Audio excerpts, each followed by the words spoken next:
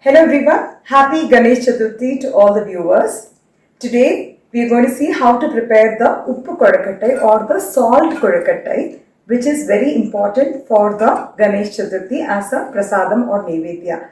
So Uppu Kodakattai or the Kara Kodakattai is a savory version of the Kodakattai, which is nothing but the modak, which is sweetened version is one thing, the other one is the salted version. So the filling for this Kara Kodakattai is usually made with urad dal along with other spices. This is going to be prepared and we are going to offer it as a Nevedya along with the sweet Kodakattai to Lord Ganesha. So before we go into the procedure as to how to prepare the salt Kodakattai, if you're watching my video for the first time, I would request you all to subscribe to my channel and also click on the bell icon for further interesting recipes and notifications.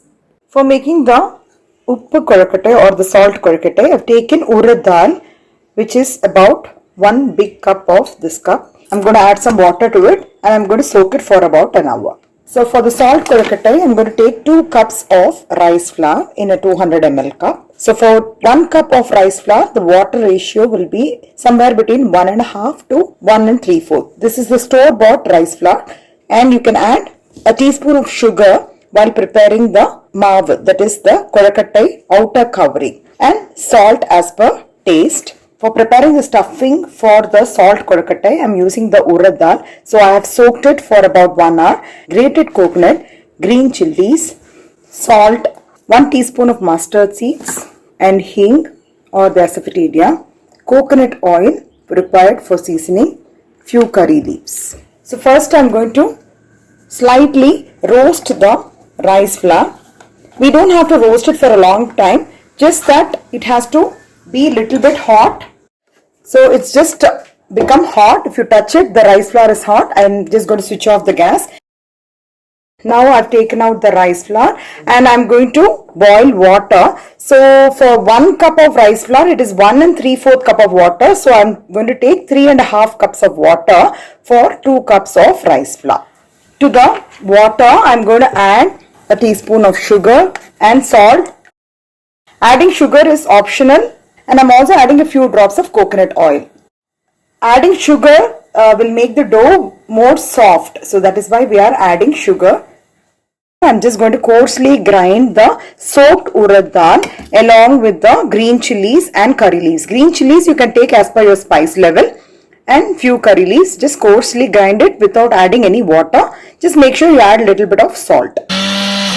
Now we have the coarsely ground urad dal. Now I'm going to steam this in idli plates for about 10 to 12 minutes. The water, you can see that it's begun to boil. We can keep the flame a little bit low and slowly keep adding the rice flour.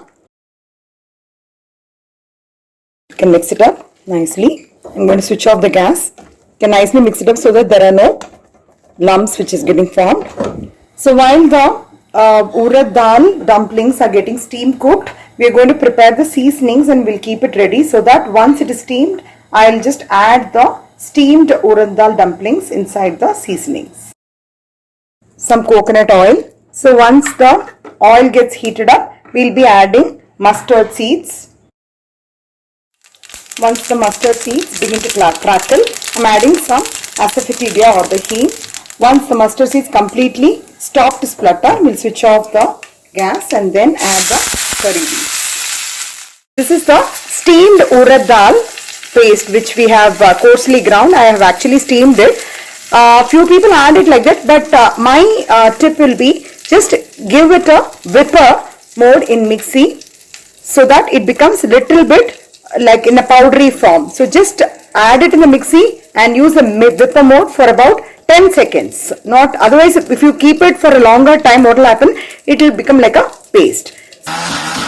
So after adding it in the mixie in a whipper mode, you can see that it is more like a powdery form, not like a paste. I have actually used a whipper mode. Now I'll be adding it in the seasoning.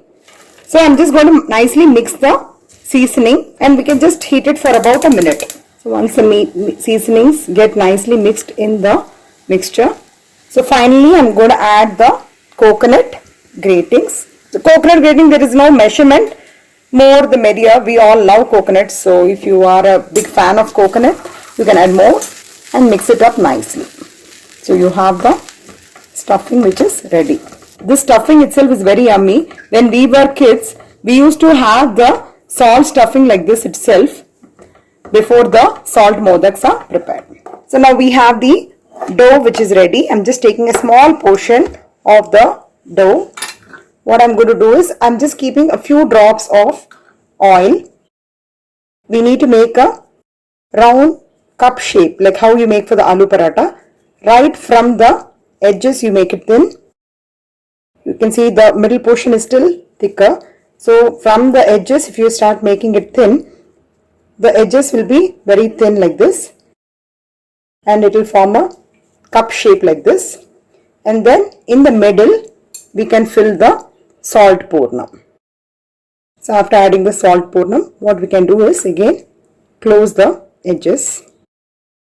So this will be in the shape of the moshak, that is the mouse. And you can also cover the edges like this. Seal the edges properly in such a way that the stuffing does not come out. Similarly, I am going to make salt modaks like this and I am going to steam it in the idli plates for about 10 minutes. You can put it in the idli plates, or if you have any other steamer, you can keep the salt korakattai in the steamer and steam it for about 10 to 12 minutes. So I have steamed it and I have taken it out. You can see that it is nicely steamed. So you have the salt korakattai which is ready.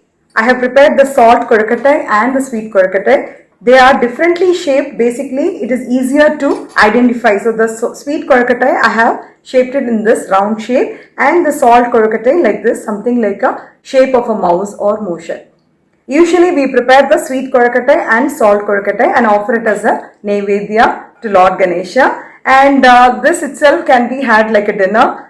This goes very well along with chutney as well, the salt korakattai. Sweet korakattai can be had just like that, and it is a very yummy preparation. Trust me, you need to really try it to understand the taste. So I hope you will all try out this recipe, and if you like it, please share it with your friends and relatives. Have a great day.